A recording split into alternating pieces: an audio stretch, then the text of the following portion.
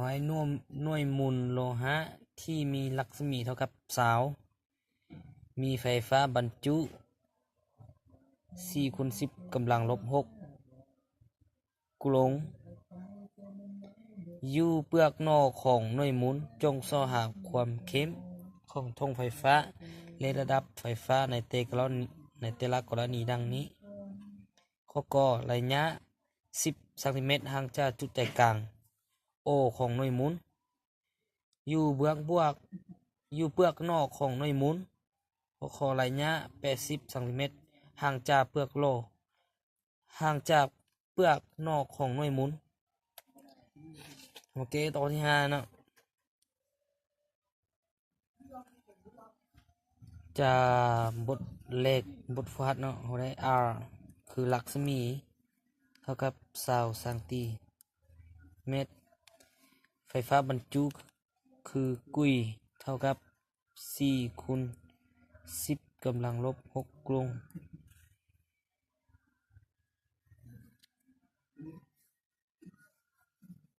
นี่เราจะเต็มรูปกรอบเนี่ย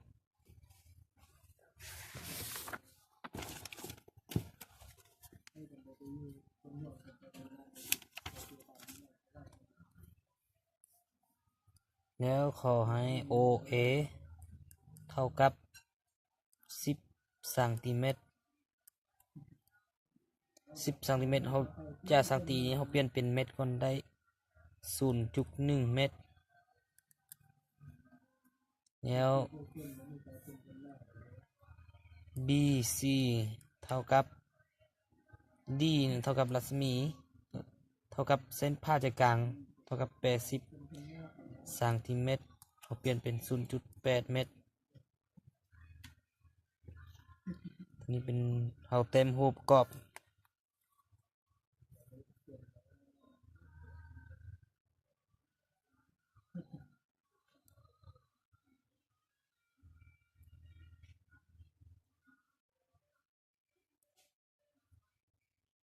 วางอยู่นี่เป็น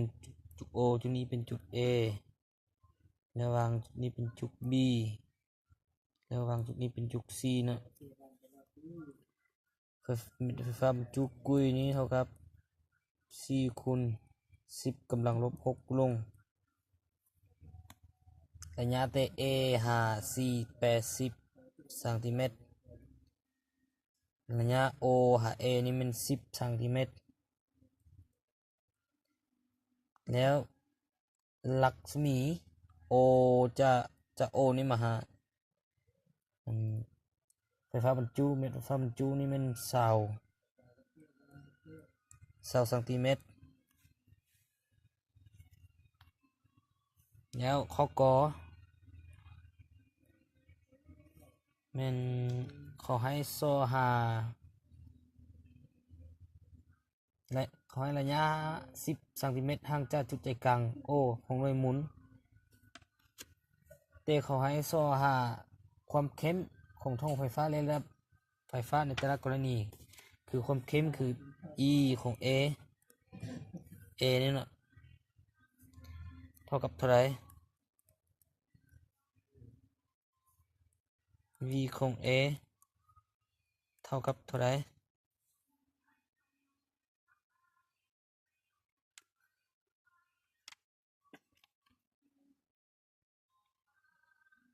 นี่เมื่อรู้ว่า OA นี่เท่ากับ10 ซมเท่ากับ 0.1 เมตร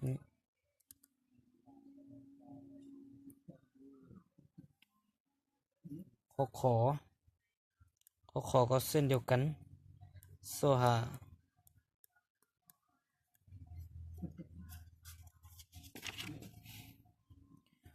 นี้ขอให้โซหาความเข้มอยู่โทเมเล็กอยู่จุด B เท่ากับเท่าไหร่และโซหาระดับไฟฟ้าอยู่จุด B คือ VB นี่เท่ากับเท่าไหร่ข้อ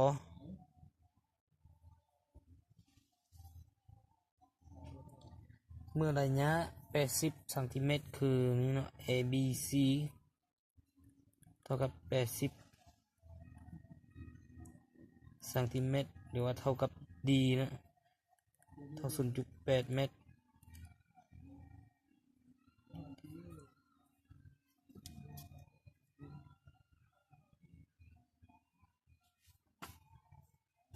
แล้วทีนี้เราสอหา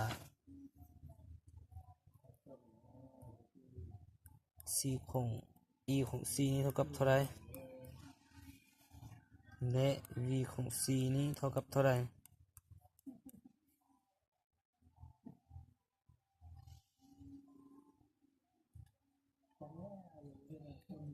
จากข้อกรจากข้อกรนี้สอหา e ของ a ตามสูตรแม่นเฮานำใช้สูตรตัวจากสูตรจากบทเลขเนาะซึ่งว่าทองแม่เหล็กนี้บ่ได้อยู่ในด้านในของด้านในของวัตถุแสดงว่า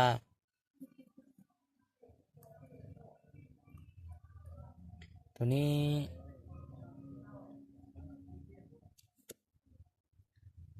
ความเข้มของท่องไฟฟ้าตัวนี้มันเท่ากับ0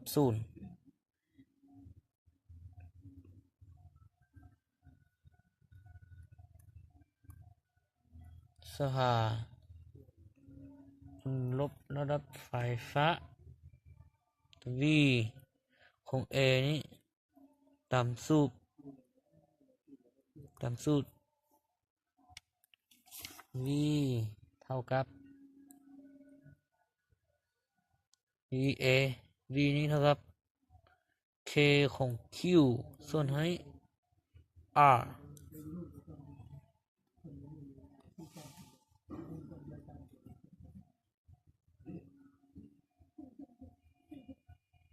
แต่ตัวนี้เราสังเกตดูว่าจะ O หา A และ A หา B นี้เท่ากันแสดงว่าเราได้ V ของ A ผลลบไฟฟ้าของ A เท่ากับผลลบไฟฟ้าของ B เท่ากับ K คูณ Q ส่วนให้ R ซึ่งว่า K ของเรานะค่าของ K นี่มันเท่ากับ9คูณ10กำลัง9ค่าของ K นี่เขากำหนดแต่ตัวมาแล้วนะแล้วเทนสูตรเลย v ของ a เท่ากับ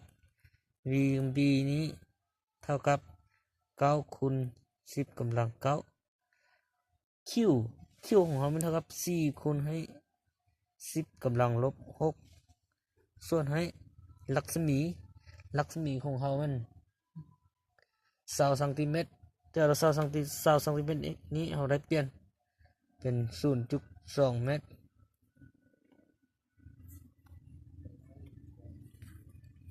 ส่วนให้ 0.2 เท่ากับ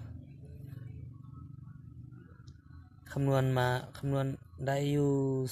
18คูณ10กำลัง4เท่ากับ 1.8 คูณ10กำลัง5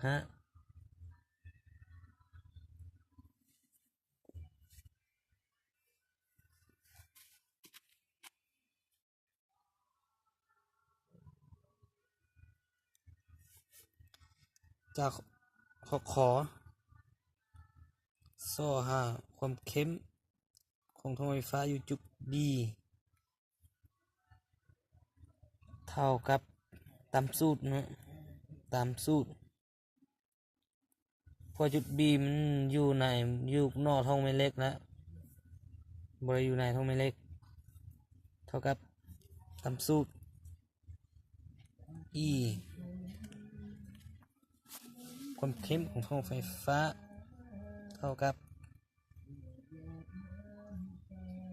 K คูณ Q ส่วนให้ R 2เทนใส่เลย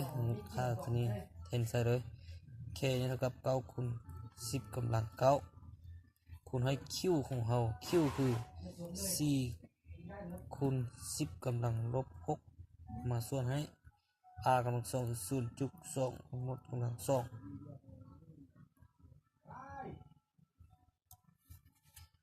ตัวนี้คำนวณได้ e ของ b นี้เท่ากับ9คูณ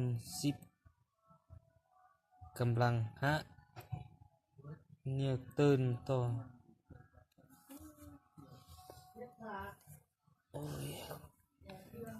นิวตันต่อคูลอมแล้วเราสอหา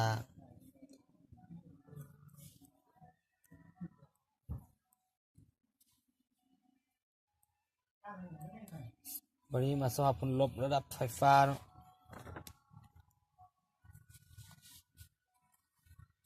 ข้อ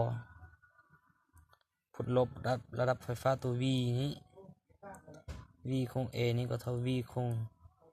B เพราะว่าอยู่ในวงหมุนเท่ากันค่าของขนาดของ OA แล้วก็ AB แสดงว่าเท่า K คูณ Q ส่วน R K ของเราเท่า9คูณ10กำลัง9คูณให้4คูณ10กำลังลบ6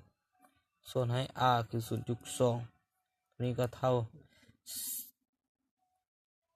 18คูณ10กำลัง4เท่ากับ 1.8คูณ10กำลัง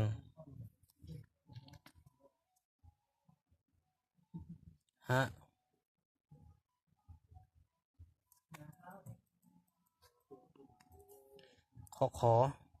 ข้อวันนี้ข้อเมื่อเขาให้รู้ว่า BC นี้เท่ากับ80สังตีเท่ากับ 0.8 แนวซ่าความเข้มอยู่จุด C นี้เท่ากับ K คูณให้ Q เขาสังเกตเนาะจะความเข้มของท่องไฟฟ้าตัวนี้เขาจะได้อยู่ R บวกให้ D ทั้งหมดกำลัง2แทนค่าใส่ K ของเท่ากับ9คูณ10กำลัง9คูณให้ Q 4คูณ10กำลังลบ6ส่วนให้ R ของเรา R เป็น 0.2 บวกให้ 0.8 นี่ตัวนี้คือดีบวกให้ 0.8 ทั้งหมดกำลัง2คำนวณออกมามันจะได้อยู่36คูณ10กำลัง3เท่ากับ 3.6 คูณ10กำลัง4นี่ข้อคอยเดี๋ยววันนี้เราไปโซหาระดับไฟฟ้า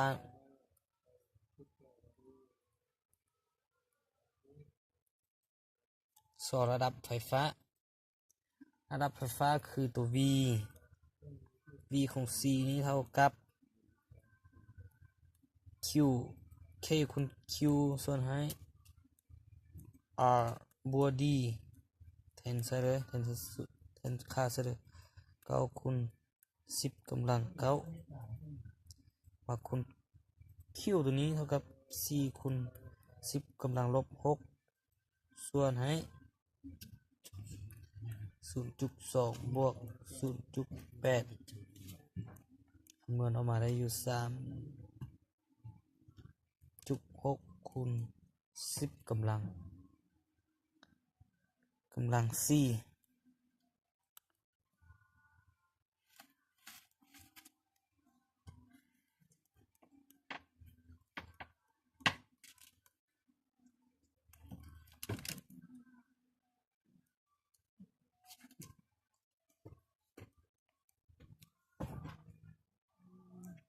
อย่านำกันเบิ่งนำกันบ่ได้บ่เข้าใจก็ทำกันได้